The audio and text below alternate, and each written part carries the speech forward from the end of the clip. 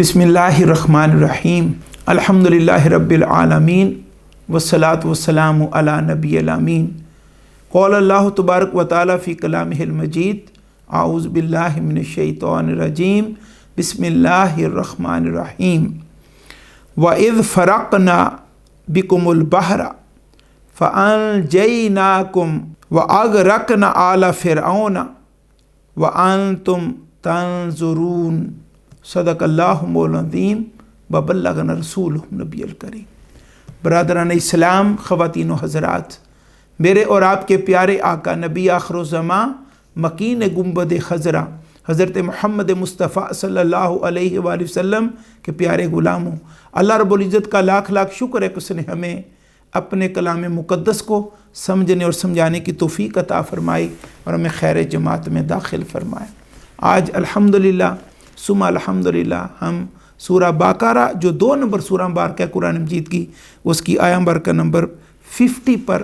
बात करेंगे। सबसे पहले हम अल्फाज के मानी को देखते हैं। बिस्मिल्लाहिर्रहमानिर्रहीम। वा और इज़ जब, फ़रक़ना हमने फाड़ दिया, बिकुम तुम्हारी खातर, ए बनी इसराइल, अल बहर समंदर को, फापस अनजयना हमने निजात दी, कुम तुमको, वा और अग़रक़ना और हमने गर्क कर दिया, डबो दिया, आला फ़िरौन आले फ़िरौन को, फ़िरौनियों को, वा और तुम तंज़ुरून तुम देख रहे थे।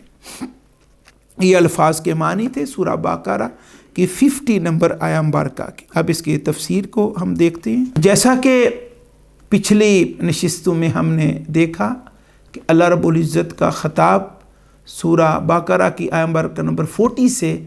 बनी इसराइल को है, कौम यहूद को, जो मदीना पाक के अंदर बहुत बड़ा एक तबका था, जमात थी, उनको ख़िताब किया जा रहा है और अपने एहसानात अल्लाह ताला उनको याद दिला रहा है, अपनी मेहरबानियाँ, किस लिए कि मेरे हबीब हज़रत मोहम्मद मुस्तफ़ा सल्लल्लाहु अलैहि वसल्लम मदीना पाक में तशरीफ़ ले आए हैं, लिहाजा तुम इन पर ईमान ले आओ। उन एहसानात का इजहार और उन इनामात का इजहार जो अल्लाह ताला ने कौम यहूद पर किया था तसलसल के साथ, ये आया मुबारका जो सूरा बाक़रा की 50 नंबर आया मुबारका है, इसमें भी उसी चीज़ का बयान है कि एक और करम अल्लाह रब्बुल इज़्ज़त ने जो इस कौम को अता किया उसका इजहार किया जा रहा है, ताकि इनके अंदर एहसास पैदा हो, इनको शर्म आए, इनको हया आए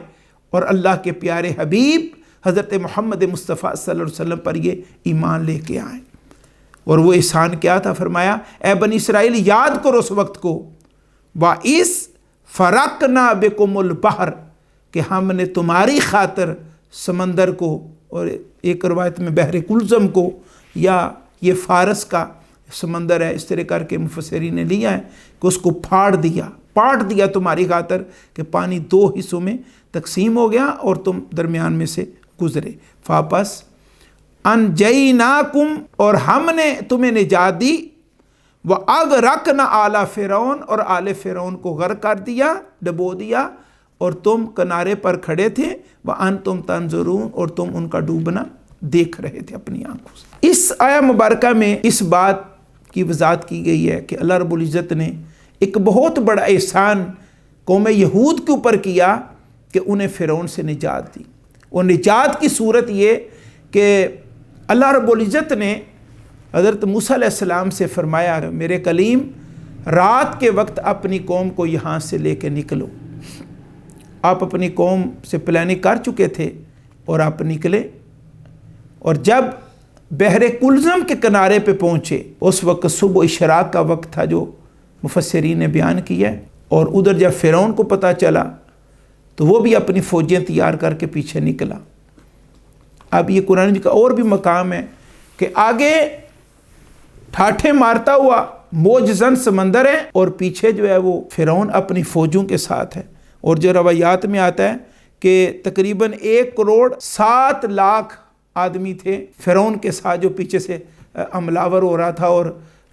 इसराइलियों को पकड़ने के लिए वो निकला था। पीछे समंदर इंसानों का, दुश्मन का, फ़िरौनियों का, और आगे बहरे कुलज़म, और बहुत सारे بڑے قاداور جو اسرائیلی تھے وہ حضرت موسیٰ علیہ السلام سے جھگڑ رہے تھے کنارے پر کھڑے ہو کر کہ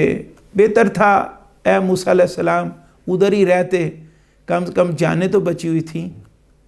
اب آپ ہمیں نکال لائے ہو،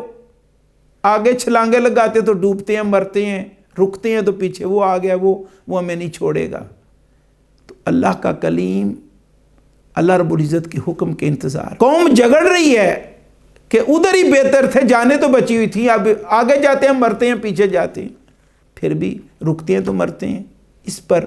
اللہ کا کلیم جو مامور من اللہ ہے وہ صبر کے ساتھ سب کی باتیں سن رہے ہیں اور انتظار کر رہے ہیں۔ پھر اللہ کا امر آتا ہے کہ میرے کلیم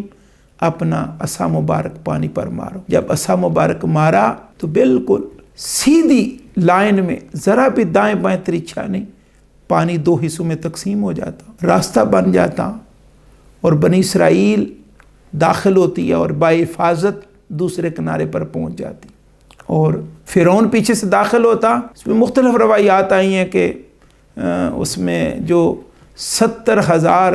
بلیک کلر کے گھوڑے تھے، 70,000 70,000، اور فرعون کا گھوڑا بھی سیاہ اور بڑا طاقتور موز اور گھوڑا تھا۔ حالانکہ جب وہ داخل ہونے لگا اس کو کہا گیا کہ اے فرعون، یہ اللہ کا امر واقع ہوا ہے، کبھی ایسا نہیں ہوا کہ سمندر جو ہے وہ دو حصوں میں تقسیم ہو جائے، لہذا بچ جاؤ۔ تو ایک روایت میں یہ آتا ہے کہ اس نے کہا کہ یہ جو سمندر پھٹا ہے نا، یہ میری ہیبت کی وجہ سے پھٹا، لیکن اس کو بتایا گیا کہ نہیں، یہ اللہ کا امر واقع ہے، اب تم بچ جاؤ۔ اور اتنے میں مفسرین بیان فرماتے ہیں کہ جبرائیل امی علیہ السلام اپنی گھوڑی پر سوار ہو کر آگے سے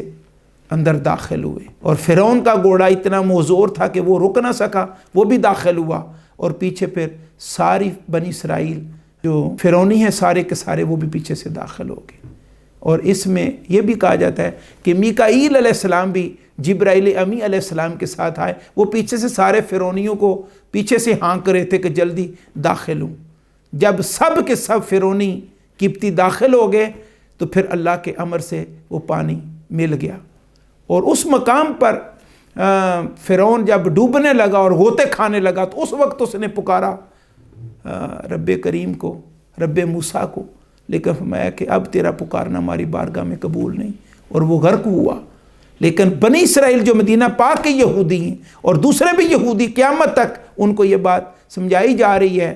اور سمجھائی گئی کہ دیکھو میرا کتنا بڑا انعام ہے، کون تھا دنیا میں جو تمہیں فرعون سے نجات دیتا، اور جس طرح پھر فرعون چڑھا ہوا تھا ساری فوجیں لے کر، کس نے تمہیں بچایا،